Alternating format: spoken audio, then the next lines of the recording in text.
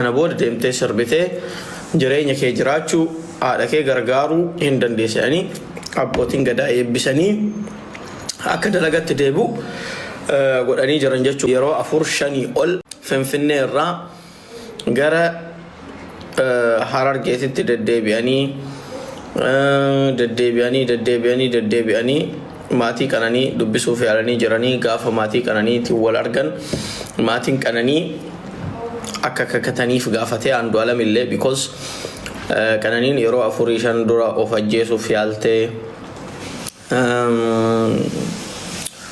of ajjeesullee yaaltee akka qaban obboleessumti qananii Liiban mucaan jedhamullee osoo achi jiru kana goone akkanatti dubbiin kun didame kana hunda goonee jirraa jedhanii yeroo san waan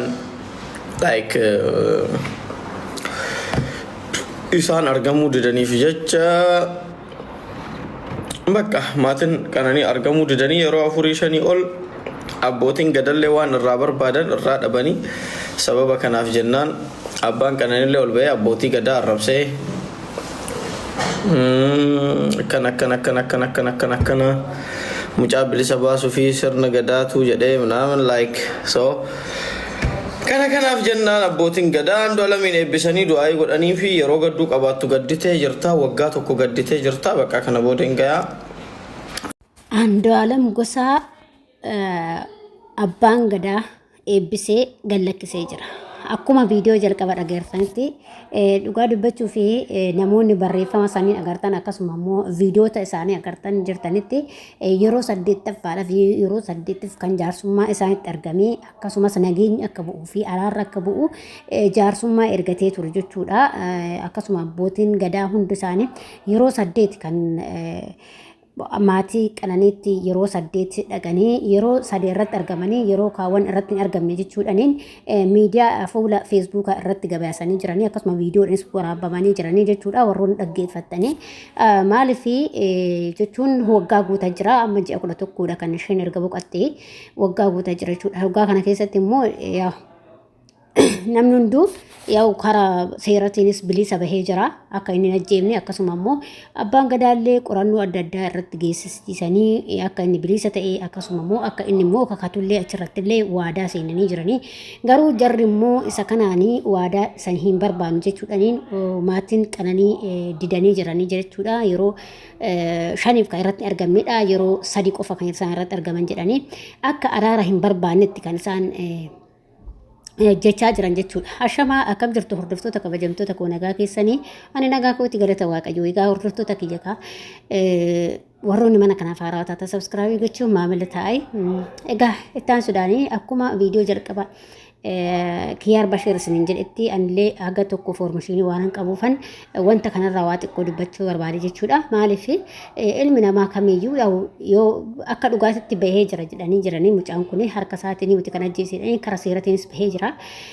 Haa ta'uti garuu mucaan kun ol qabatee mataa nama keessa deemuu haga ammaa hin dandeenye. Sababa saniif immoo abbootiin gadaa bira wanti darbu hin jiru. Abbootiin gadaa bahanii maatii qananiitii fi maatii Andu'aalam Gosaa walitti araarsuudhaaf akkasuma akka araarri bu'ee akkasuma immoo kaadhimaa isaa dhabee kaadhimaa koo dhabee anis maatii isaas dhabuu hin qabu jedhee obboleessi keenya Andu'aalam Gosaa dubbatee jira jedhanii akkasuma immoo abbaan gadaallee mucaan kun hanga yoomitii kan gabbahee nama keessa mataa ol qabatee kan hin deemne jedhanii jara kanatti jaarsummaa dhaqanii yeroo 8f kan isaan dhaqan jedhanii fuula feesbuukaa irratti warroonni dubbistan arguu dandeessanii. Nus waan achirraa dubbise waan ofii kiyyaa achirraa argisanii gabaasaa jira. Innaa yeroo 8f kan isaan mucaa kana jaarsummaa ergatanii didan jechuudha. Garuu jechuudha dhugaa dubbachuudha fi wanti ta'e darbee jira. Nageenyumatu caala. Wanna hundaayyuu araaratu caala. Araarri immoo hunduma caalaa dhiifamni hunduma caala. Mucaan kun immoo ofii isaatii hin goone jedhamee haga kakuu karaa abbaa gadaatiin illee ta'amu ishee jedhee fudhatee jira mucaani. Anaamati kan ajjeese jedhee fudhatee jira. Akkasuma seerri illee immoo gallakkisee jira jechuudha. jaahidhamee gallakkifamee ture ergasii seerwwan hunduratti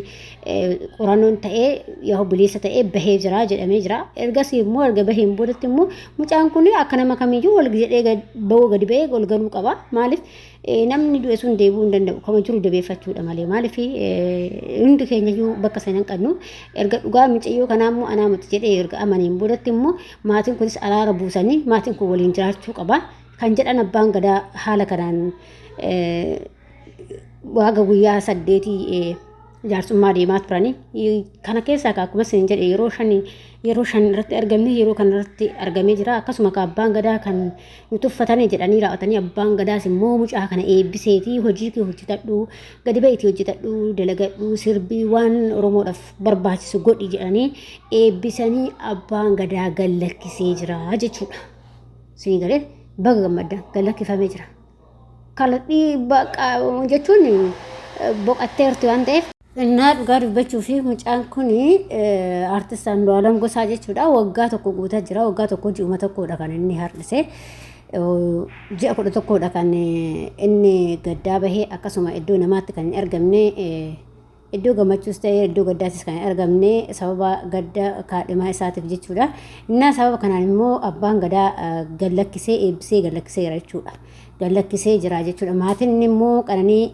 didanii jiranii jechuudha araaras hin barbaannu jedhanii didanii jiranii kanaaf dhugaa dubbachuudhaaf baay'ee nama gaddisiisa maaliif jechuun kan du'e kan majiru kan immoo jabeeffachuudha maaliif bakka haga yoo mitiree inni akkamitti nama keessa deema dirqama bakka erga araaramuu qaba silaa mucaan kun dhugaan isaa bahee gara seeratiinis immoo mucaan qoratame hin jiru jedhamee jira wanti immoo akkasitti mucaan dararaadhaan yookiin immoo ukkaamamee taa'uuf hin jiru jechuudha dhugaa dubbachuuf akka dhugaatiin dubbadha malee waa ani isaan lachiyyuu nuuf qixxeedha kan boqattes kan immoo jiru kunis nuuf qixxeedha jechuudha nu akka qixxee dubbanna akkuma warroonni abbaan gadaa dubbatan jechuudha maaliif namni kan nama ajjeesayyuu mucaan kun immoo ofii kiyyaa hin ajjeefamne jedheeti seerris bilisa baasee jira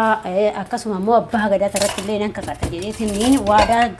galee jira jechuudha warri barreeffama sana agartanii laaluu dandeessan jechuudha kanaaf immoo mucaan kun erga akkas ta'een boodatti immoo nama keessatti argame iddoo namaatti argamuudha yookiin immoo jireenya mataa isaatti jiraachuudha bahee jechuudha maaliif hanga yoomi xukkaama maree maaliif bakka waggaa tokko malee gaddee jechuudha waggaa tokko guutuu gaddee jira jechuudha walumaa galatti kanaaf maatiin illee immoo xinnoo balleessa kan qabanii bakka wanna hundumaayyuu araaratu caalaa odoo araara buusanii maatii kana wala maaliif araara akka bu'u wanti godhamee araarri osoo bu'ee akkasitti baay'ee bareeda ture jechuudha maaliif gara hundumattuu araarri osoo bu'ee irra bareedadha bakka gara mucaatiin illee gara mucayyoo boqatteetiin illee maatiin kun wal dhabiisan qabanii har'a mucayyoo kan soo dhabamte lubbuu isheetii yoo kan dhabamtu ta'e jarri kun immoo walitti deebi'ee jireenya akkuma duraatti jiraachuudha maaliif bakka kan amma kan duute kun hin galchanii wanti galuu hin jiru namni takkitti erga boqatee galuun hin jiru jechuudha kama jirutu wal jabeeffachuu qabaa walitti araaramuu qabaa araarri bu'ee osoo nagaadhaan jiraatanii barbaachisaadha jechuudha kanaaf immoo warri akkuma isin jedhe warri qananii hin didanii kanaaf yeroo 8ffaadhaaf jaarsummaa ta'anii sanirratti immoo 8ffaa irratti mucaa eebbisanii gallakkisan jiran abbaan gadaa gallakkiseera jechuudha walumaa galatti abbaan gadaa eebbiseetii gallakkiseera jechuudha wanna Andu'aalam gallakkiseera bakka ifa bilisa baasee gallakkiseera seerris gallakkiseera abbaan gadaas gallakkiseera jechuudha sinigalee kanaaf dhugaa dubbachuuf kan mamma xiqqoo balleessaan isaan irra jiru warra micayyooti jechuudha maaliif